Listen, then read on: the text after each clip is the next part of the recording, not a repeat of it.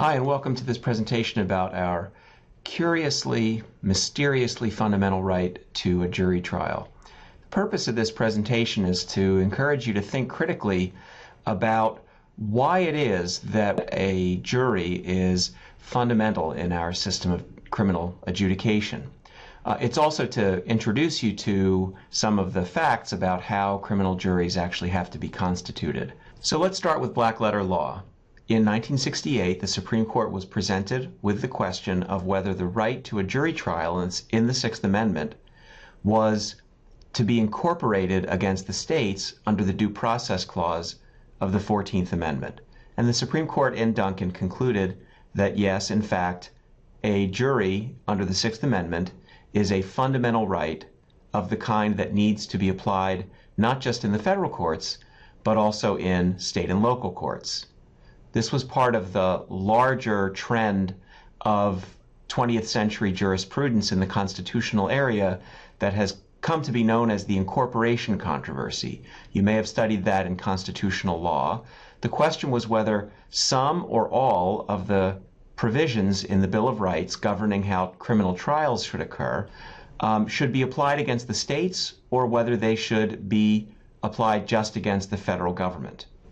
So the specific question before the Supreme Court in the Duncan case was whether the institution of the jury was fundamental to a system of ordered liberty.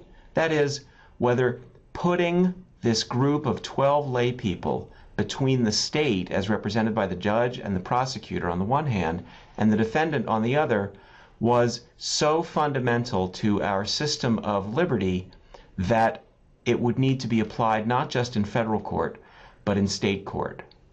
Justice Cardozo, writing in a 1937 case, made the claim that there is a group of rights that are so basic, so fundamental, that it would be impossible to imagine a fair and enlightened system of justice without them. That's the test that he put forward, and that often got cited in later cases.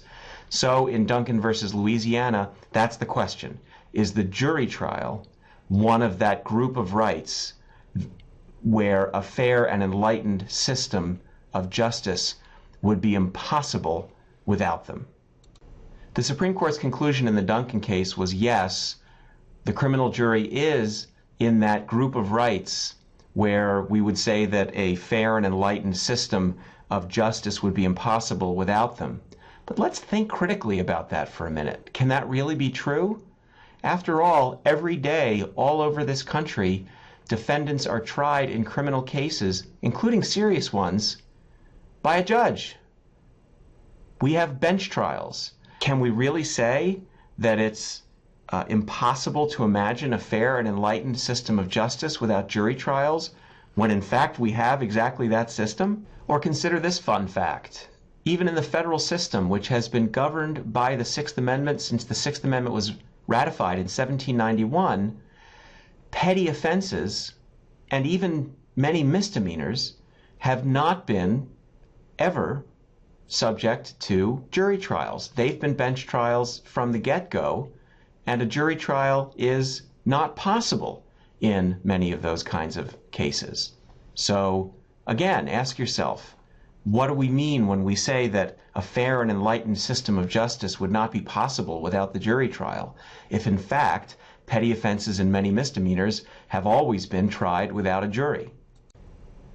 And in fact, the Supreme Court has made clear that the right to a jury trial under the Sixth Amendment only attaches or applies in a case where the authorized punishment is more than 6 months imprisonment. So if you are facing trial on a charge that carries an authorized punishment of less than 6 months, you have no right to a jury trial under the Sixth Amendment. So again, same question. How can it be that a jury is in that group of rights without which a fair and enlightened system of justice would be impossible, when so many kinds of trials do not need to have them? Now, you might be thinking, this really isn't such a mystery.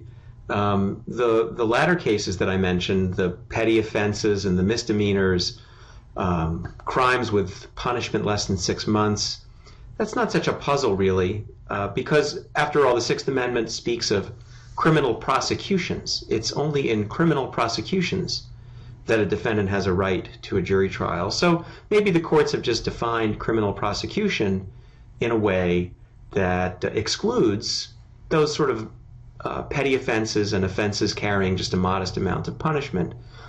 All right, I'll give you that. But what about the bench trial problem?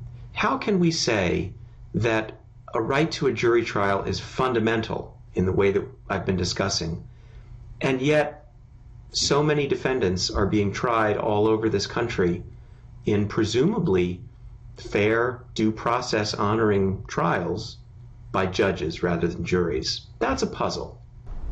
So here's one way out of the puzzle.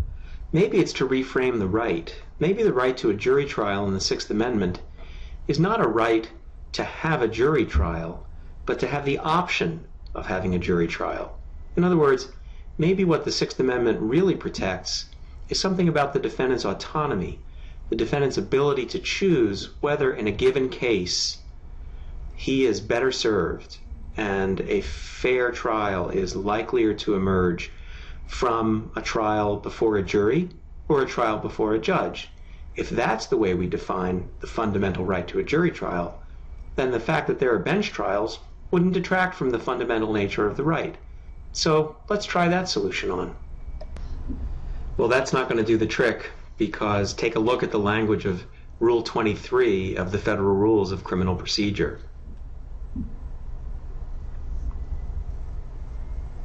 That rule says that if the defendant's entitled to a jury trial, the trial must be by jury unless the defendant waives a jury trial in writing, the government consents, and the court approves. Government consents. Now that's odd. How many criminal process rights of the defendants does the defendant need the government's permission to exercise? Would we imagine a world in which the defendant, if he wanted to exercise his right not to testify, needed the government's permission not to testify? Well, no, of course not. That's absurd. And yet here, the Federal Rules of Criminal Procedure purport to give the government and the court a veto power on the defendant's exercise of his right to a jury trial.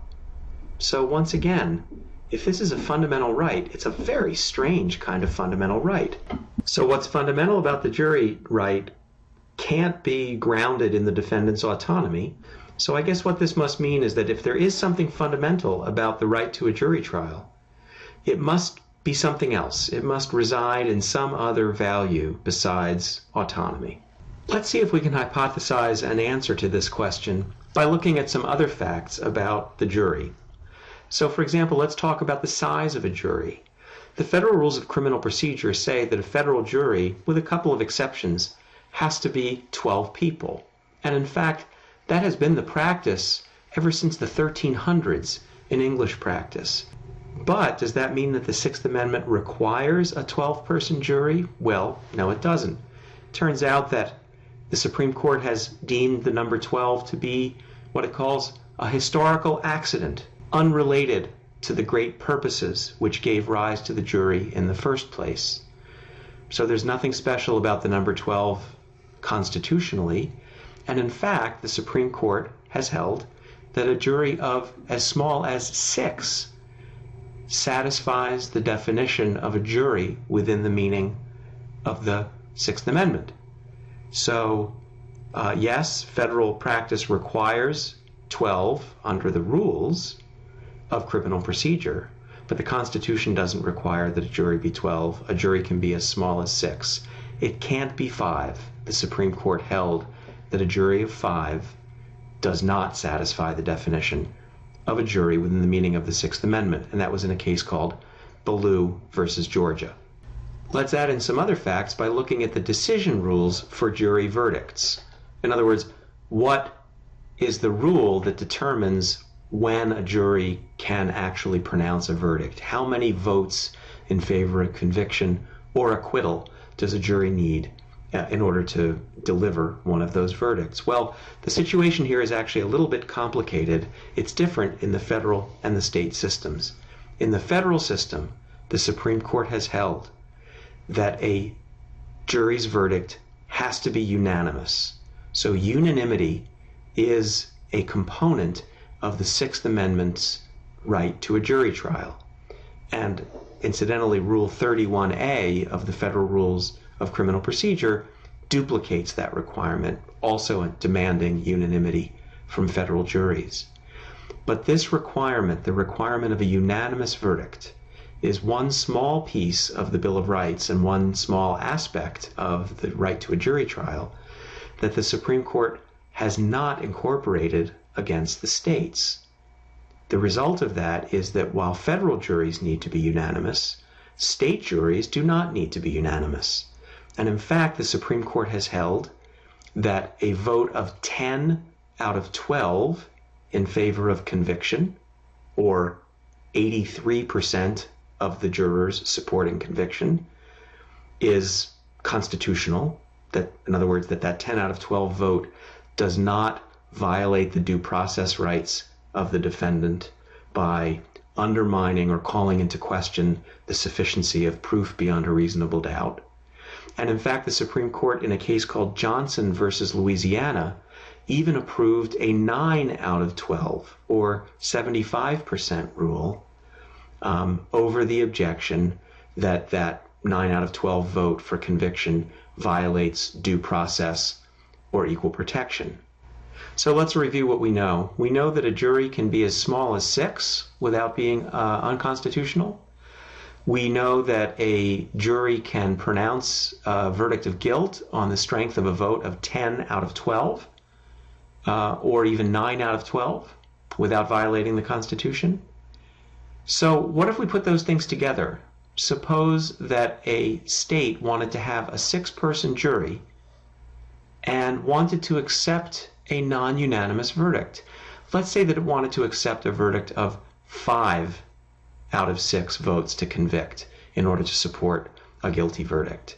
What do you think the Constitution would have to say about that? Now, this is admittedly the mathematically complicated part of the class. But if we go back to what we learned in elementary school about reducing fractions, I think we can probably see that 10 out of 12 equals 5 out of 6. And we can also see that 5 out of 6 is 83%, whereas 9 out of 12 is 75%. So you would think that if 10 out of 12 is okay and 9 out of 12 is okay, that 5 out of 6 would be constitutionally okay too.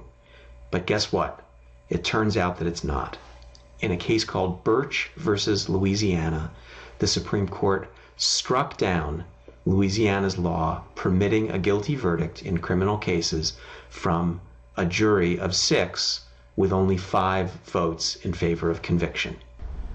So we've got a supposedly fundamental constitutional right that the defendant needs the government's permission to waive, and we've got a rule that says that you can have 12 votes to convict, or 11 or 10 or 9, 8, 7 or 6, but 5 is too few, and that a jury of 6 is okay but smaller than 6 is not. How can we piece all of this together into something coherent? What do you think is animating the Supreme Court's understanding or its implementation of the Sixth Amendment right to a jury trial? We'll talk about that in class.